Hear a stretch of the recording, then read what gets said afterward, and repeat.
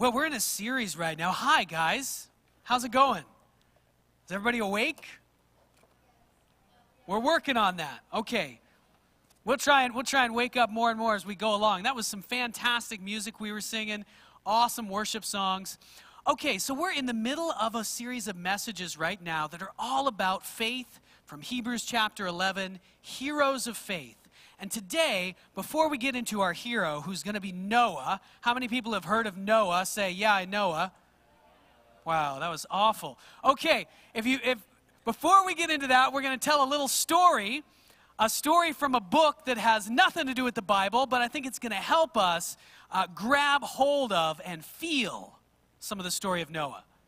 So the book that I want to tell you a little bit of the story out of is Call of the Wild by Jack London. Who's read that? Let's get a picture of it up on the screen. A few of you have read it. Call of the Wild by Jack London. Now this is it's an old book. It's from the early 20th century. I think it was maybe written in like 1911 or 1909, something like that. And it's a great book. It's typically something you read maybe when you're a younger teenager, something like that. And it's all about a dog. The dog's name is Buck. Everybody say Buck. Great job, 5 of you.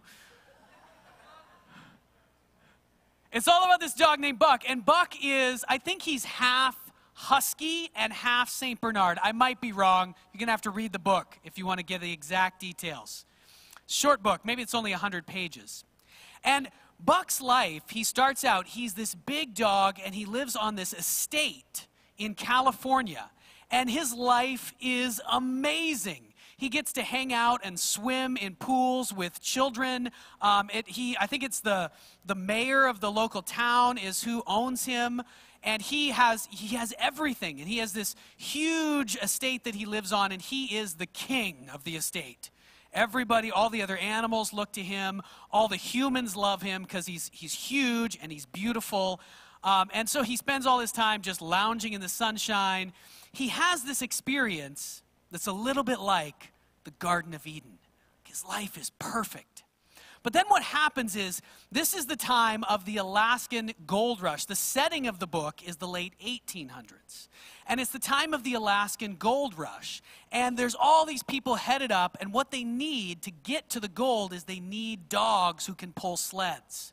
And one of the servants at this estate where Buck lives, he kidnaps Buck and takes him and sells him to go be a sled dog in Alaska.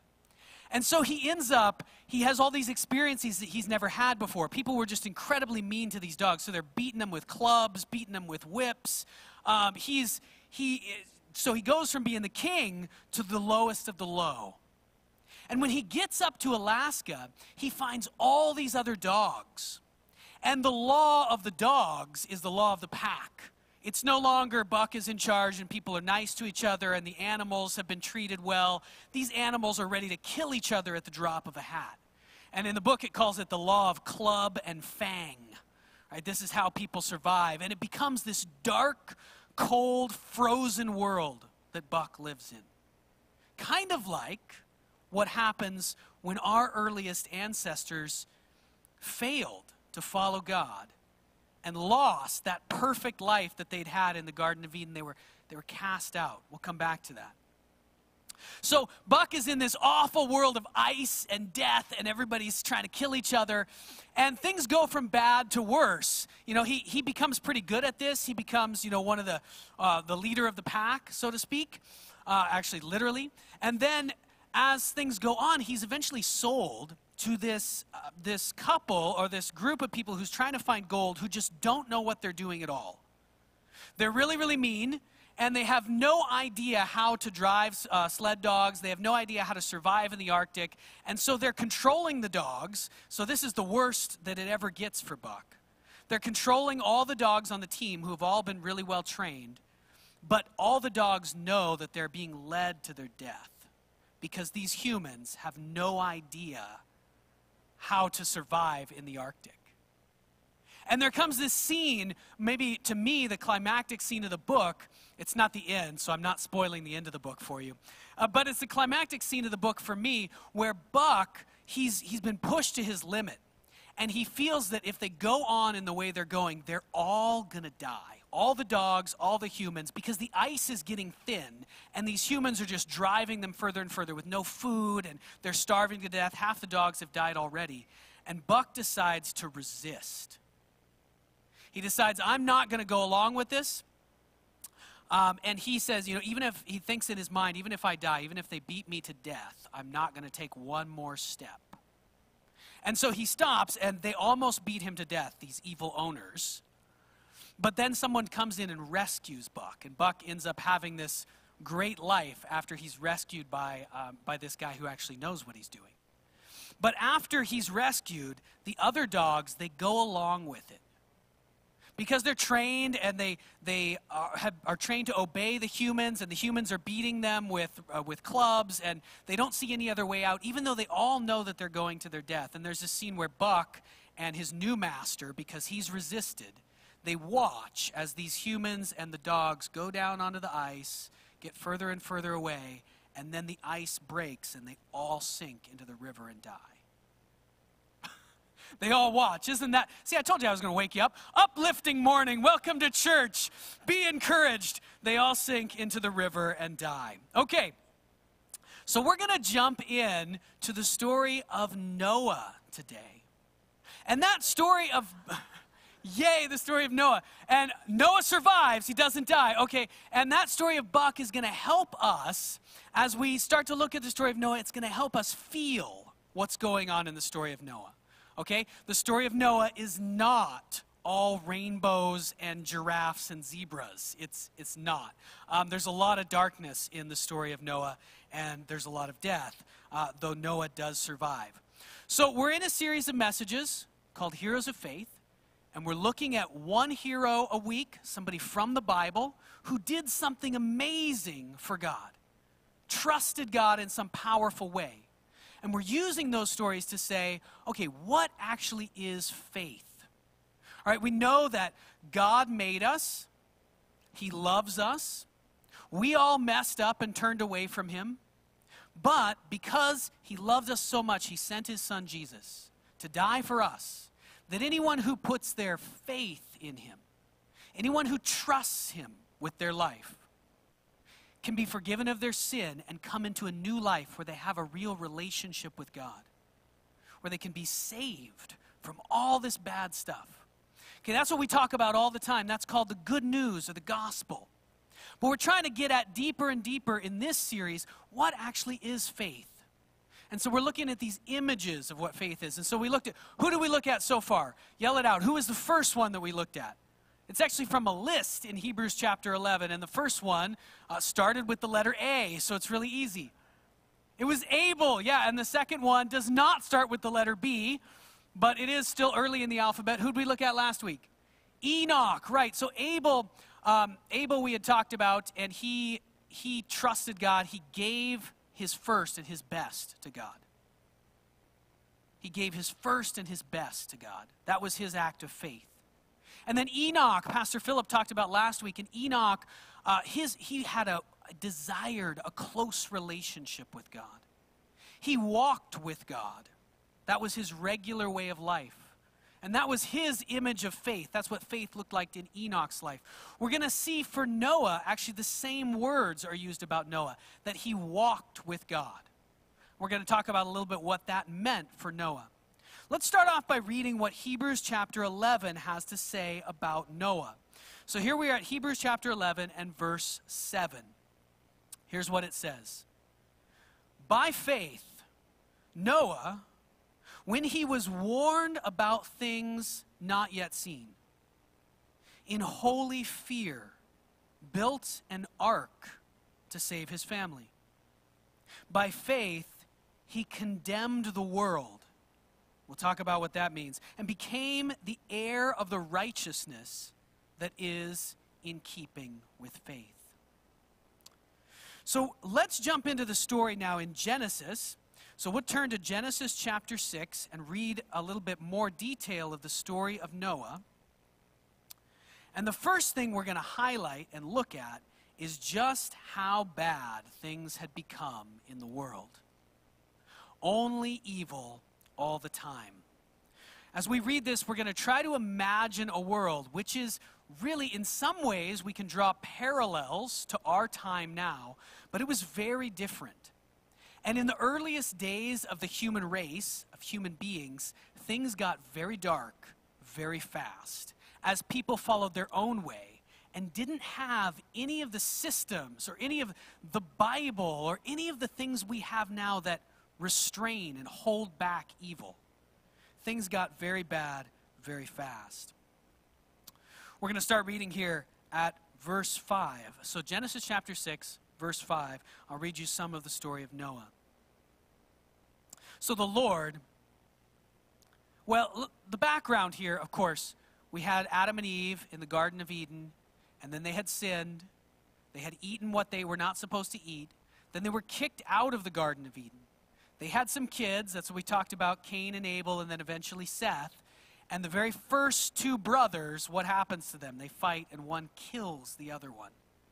And then Cain is the one who killed his brother, and his descendants go from bad to worse. So just as we come to this place in Genesis 6, what has just happened is that the author has told us all about how bad people had become. The whole world had become, like we were looking at with Buck going up to Alaska, it had become a world of club and fang. That was the law of the world. Kill or be killed. If someone messes with you, pay them back 7 times or 70 times what they did to you. That was the law that most people were living under. So in verse 5 it says this, the Lord saw how great the wickedness of the human race had become on the earth. And that, and listen, every inclination of the thoughts of the human heart was only evil all the time. Look at how many times he repeats and he emphasizes what's going on here. Every inclination of the thoughts of the human heart was only evil all the time. Start to use your imagination. What is the world like if that's true? What was the world like then if that was true about the world? The Lord, in fact, remember, God loves the world. God loved the world so much that he sent his one and only Son to die for us. But this is how God felt when he looked at the world that he'd created and how evil it had become. The Lord regretted that he had made human beings. Even though he loved them, he made them because he loved us. He regretted he'd made human beings on the earth, and his heart was deeply troubled. So the Lord said, I will wipe from the face of the earth the human race that I have created. And with them, the animals, the birds, and the creatures that move along the ground, for I regret that I've made them. But Noah found favor in the eyes of the Lord. So think for a minute with me about what the world must have been like, this world that was only evil all the time. We've got the image of frozen Alaska and the dogs fighting with each other to help us. But you know, right, as you have lived in this world today, you know that most people think about themselves most of the time. That's just how human beings are. We call it natural. Well, it wasn't the way human beings were created to be. It's the way we became because we turned away from God. That's what the Bible very clearly teaches. But now, what would our world be like? We have all kinds of things in our world to help us not be evil. Now, how many of you had parents that tried to teach you the right way to act toward other people? Come on, raise your hand if you had parents who tried in some way to teach you the right way. Yeah, if your parents are in the room, you better raise your hand, right? Tried to teach you in some way to act the right way. We learned manners from our parents. We learned empathy from our parents. Empathy is, okay, this other person has feelings, and I need to consider that they're just like me. Well, how good of parents do you think Adam and Eve were? We don't really know the answer to that. But they had no example really to follow. Maybe God came and directly taught them how to teach their kids. I hope he did in a lot of ways. I'm sure he did. But they had no example to follow. They didn't have a culture yet. They didn't have a system of manners or a system of how we treat each other. And the very first two kids, like we're talking about, the very first two children that are born, they end up fighting to the point, and you can imagine this, right? I've said this before when we talked about Abel. How many of you have, if you have two boys, brothers do what with each other? They fight, they wrestle. What would happen if no one stopped them from that? If no one ever took brothers aside and said, oh, you shouldn't hit each other, and they just were left to themselves to grow older and older and keep up that pattern, what would eventually happen? Yeah, Lord of the Flies, right? Cain and Abel is what would happen. They would kill each other, right? So this is the kind of world of unrestrained evil. Now imagine that goes on for a while. Imagine that goes on for generation after generation, but there's no culture like we have to restrain it. There's no schools. There's no public schools. Yeah, these kids don't go to school. How many of you think that's awesome? Nobody? Everybody's just laughing? Okay, but now if you think about it a little bit deeper, it wouldn't really be awesome, now would it? Of course, you might like it in the moment. I don't have to go to school. I just get to hang out with my friends all day. What about when your friends grow up, you get older, and nobody's taught anybody how to behave? Nobody has any kind of job that they've been trained for. Everybody's just there fighting over the same stuff that's available to eat in the fields. I mean, things get really, really bad. Now, have you also noticed that sometimes, people in this life, as we get older, we kind of we get set in our ways. We get set in a pattern. We have certain habits. And those take hold of us deeper and deeper as we get older. For some of us, those habits are really good. And you'll find some elderly people who are just incredibly loving and full of faith in God. Now, for other people who train themselves in a different way throughout life, they get worse and worse as they get older. That's one of the things that happens in Genesis, is that God actually decides to put a limit on how long human beings should live, because he decides they're living too long. In the early chapters of Genesis, it seems that our first ancestors lived a really long time. Like many of them lived 5, 6, 7, 800 years. Now what would happen? We've seen what it's like, and many of you have known cranky old people who can't stand life and hate everything. Now think about this. That's the place they got to after 80 years of training themselves in the wrong way. What would a human being look like if they trained themselves in the law of revenge and hatred for 500 years? We don't even know the answer to that. It probably looks a lot more like what we would call a demon or, an evil warlord or, a monster is what it looks like.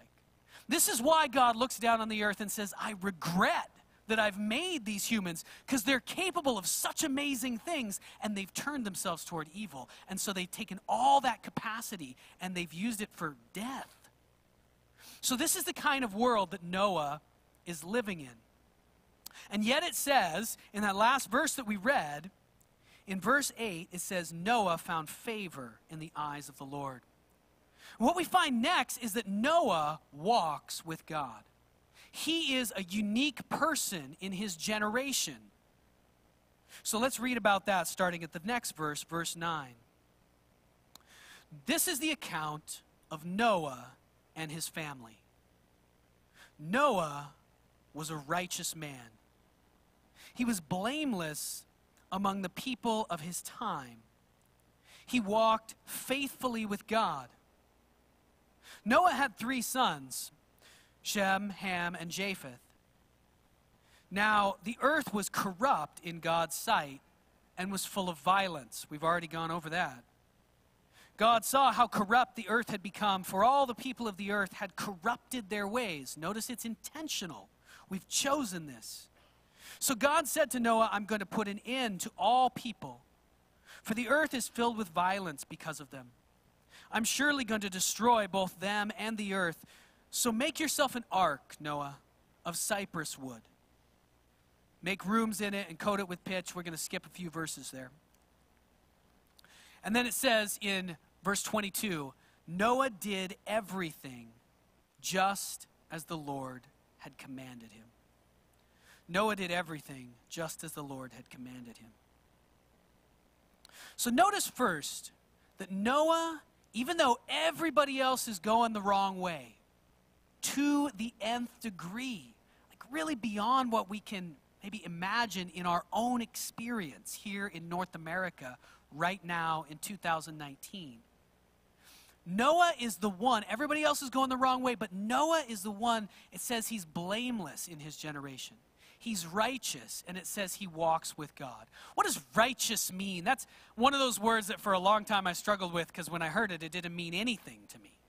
What righteous means is that you're the right way. He's directed the right way in himself, toward God, and toward other people. It just kind of means you're right on the inside. That's what righteous means.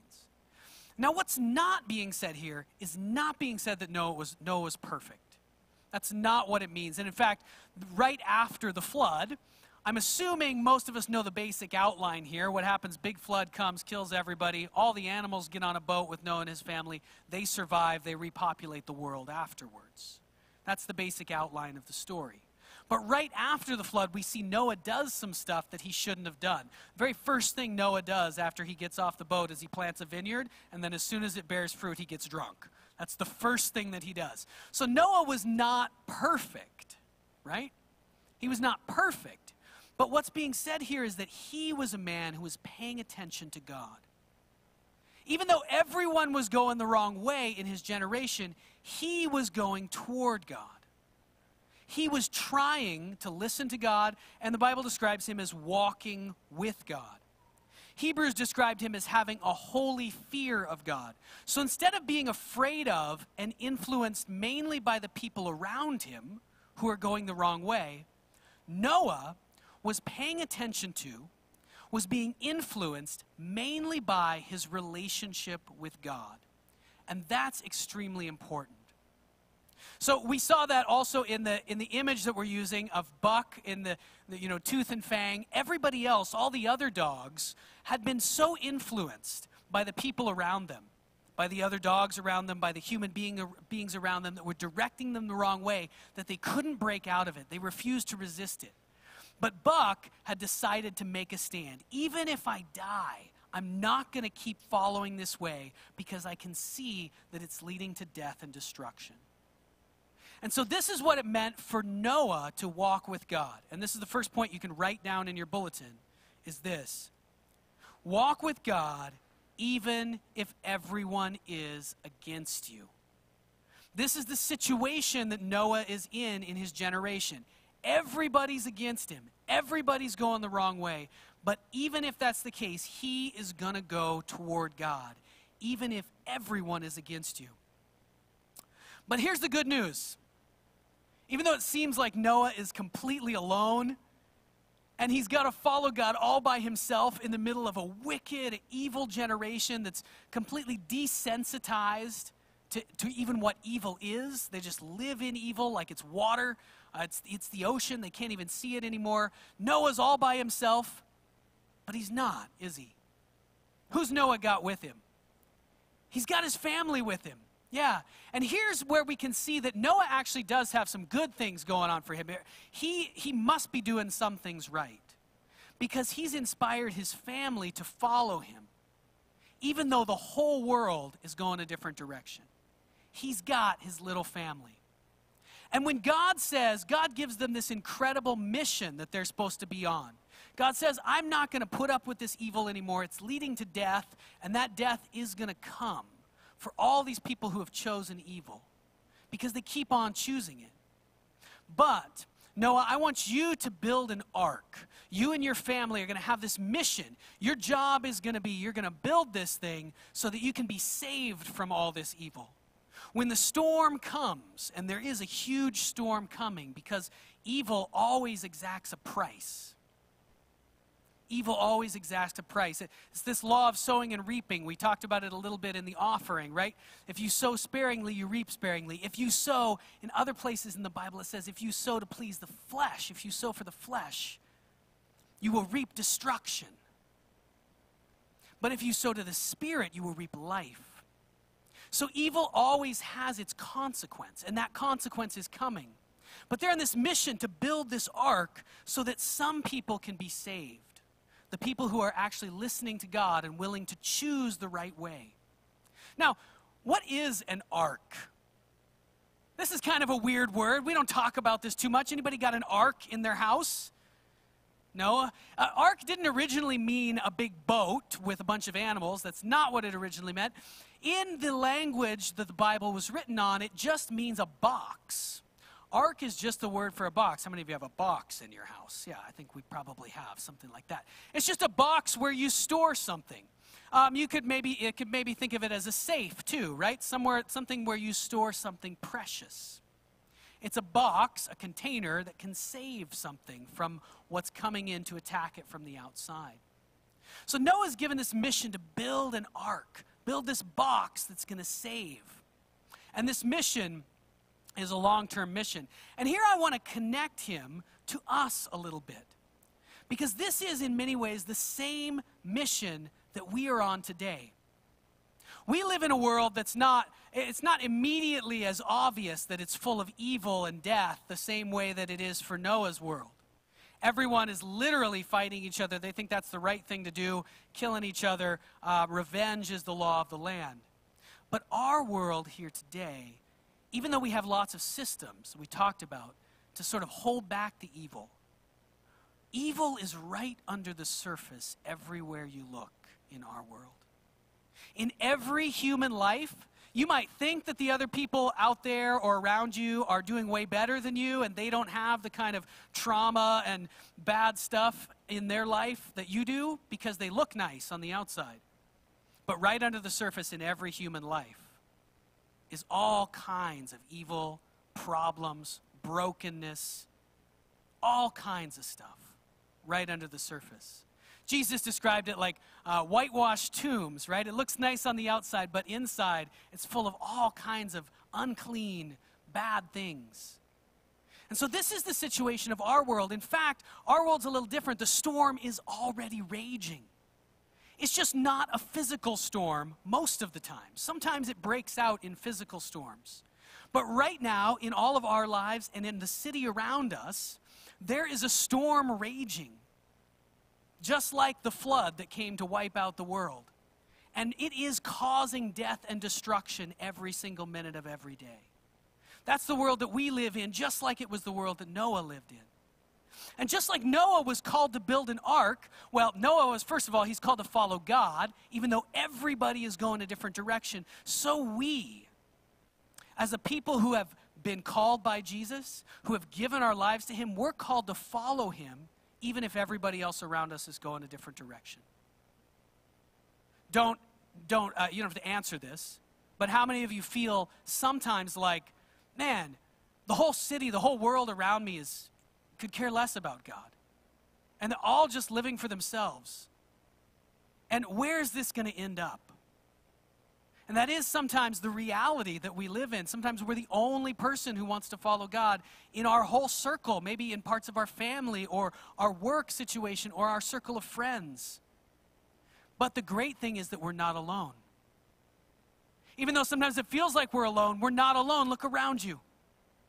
Just like Noah had his family with him, we have been given by God a spiritual family, and here we are, Community of Hope.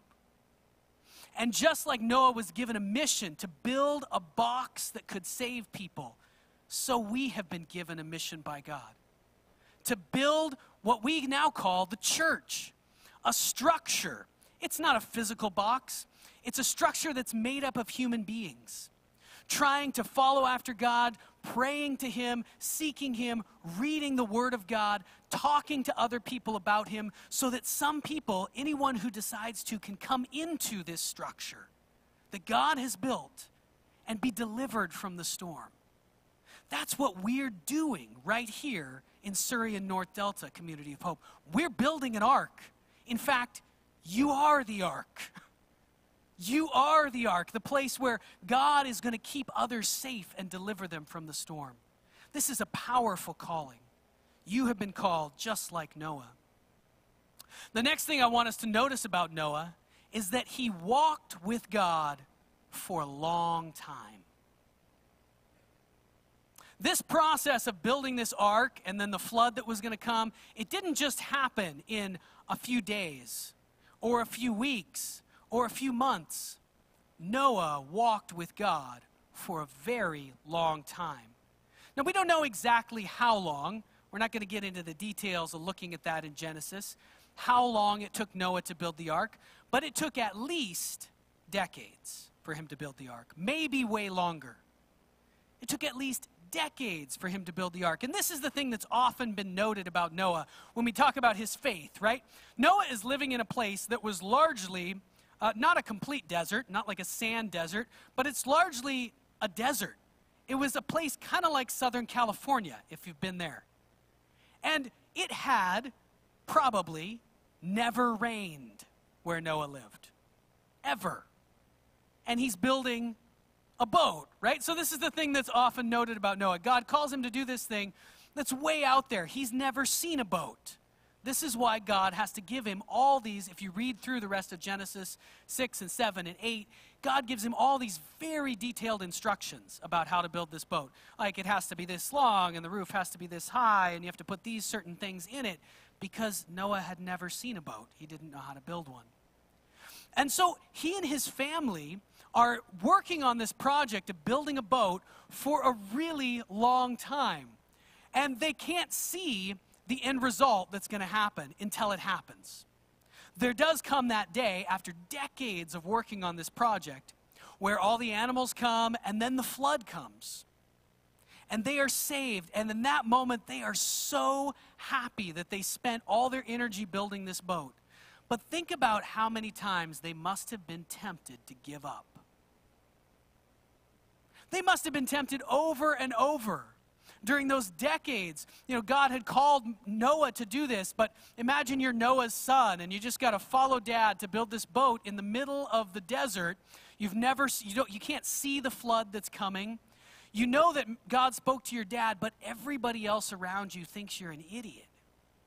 They think you're foolish for wasting your time on this, and maybe they're even against you, sort of attacking you sometimes. We don't know what Noah's interaction was with the other people around him, but it probably wasn't good given the way that the world was at that time. And so Noah spends a long time walking with God consistently and not giving up. That's your second point for the bulletin today. We need to walk with God consistently and not give up. So as we think of ourselves as in a similar position, or we could draw an analogy between us and Noah, right? We need to be the people who, when it gets hard, when we've been doing this for a long time, I've been working to build this church and to try to get my neighbors and my friends to know about Jesus. I've been doing that for a long time.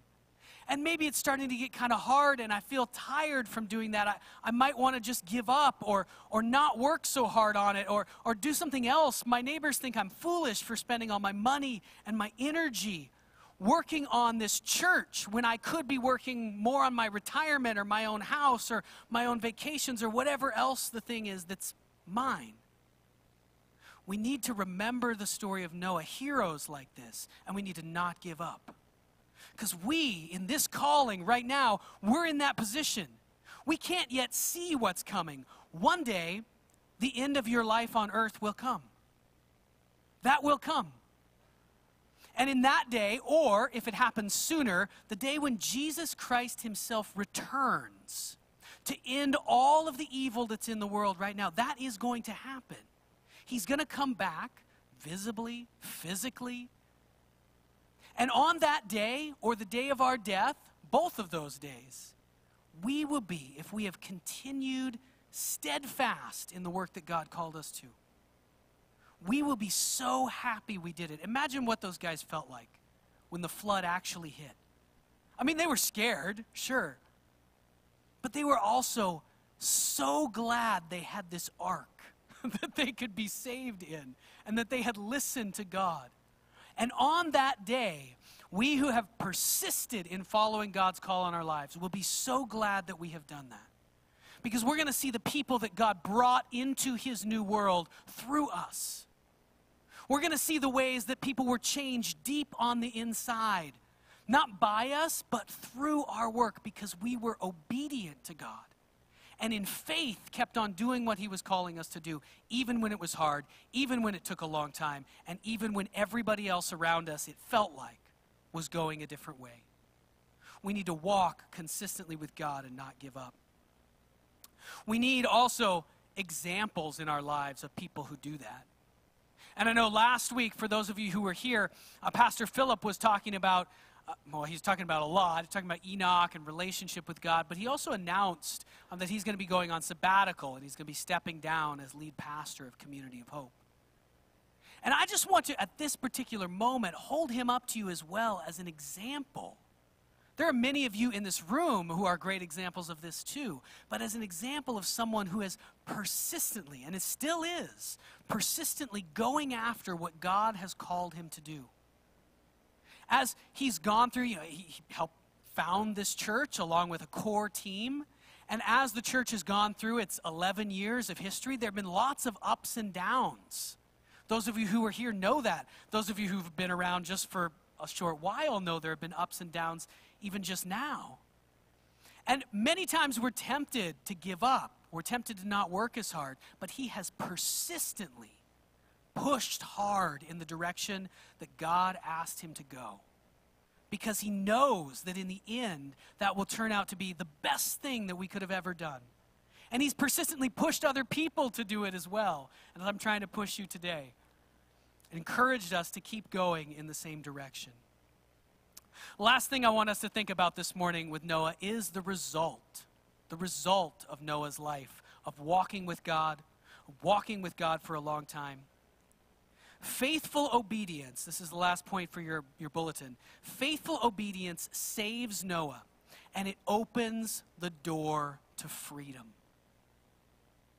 He had lived in this world, and it is a terrible thing that all these people had died, and yet, at the same time, God had wiped out an incredible evil on the earth.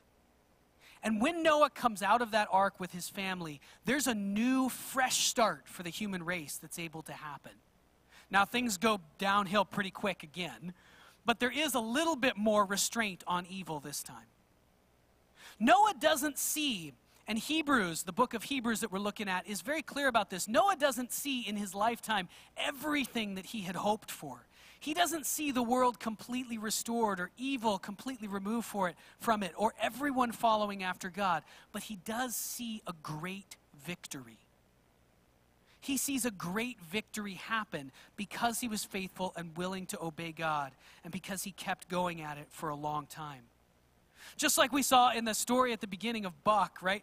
Buck didn't see perfection happen, but he did see himself saved. And he was restored to a relationship with a master who was actually good, because he was willing to resist evil and not just go with the flow of everybody else around him.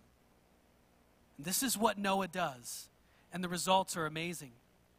We read that verse at the beginning from Hebrews 11:7, where it said that Noah condemned the world by his faith.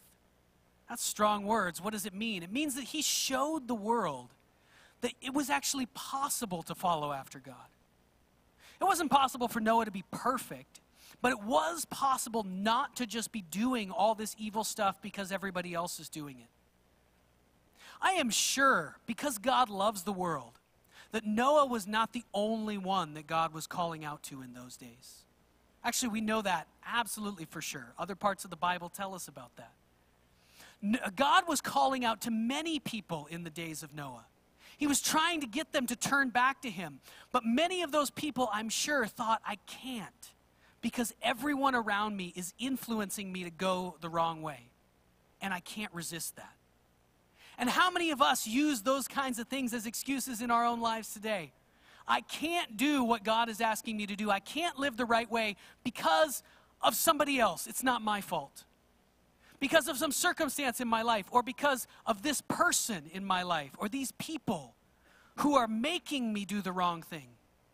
And the Bible over and over again tries to show us that that's a lie we're telling ourselves. It's not true. That's how Noah condemns the world, by demonstrating that it's actually possible to follow God. They didn't have to choose what they chose. And then he's brought into a relationship with God, A relationship where God's actually able to start building him into the man he was made to be. Again, he's got his ups and downs just like we will have ours. But if we will enter into this and walk in faith, walking in faith, that means doing the things God is asking us to do in obedience, continually and for a long time, God will use us in this same way. He will bring us into the relationship with him through his son Jesus, where he's real in our lives. He's our master, not all this stuff that stresses us out in this world. We can have his peace and his joy. The final thing as we go through this series on heroes of faith, we're holding up people who are larger than life. We're holding up people like Noah, who did this crazy thing of building an ark, and he changed the history of the world. Every person that we hold up is going to be like that. But as we do that, I want you to also think about people in your own lives who show these same qualities. Who is it in your life who shows the quality of walking with God? They show their faith by the way they're constantly doing the thing that God asked them to do. And they've been doing it for a long time. And you can see the results in their life, the results of peace and joy and relationship with God. Because one of the things we need is we need to learn how to be like that from people we actually know. Noah is a great hero, and we can hold him up to inspire us.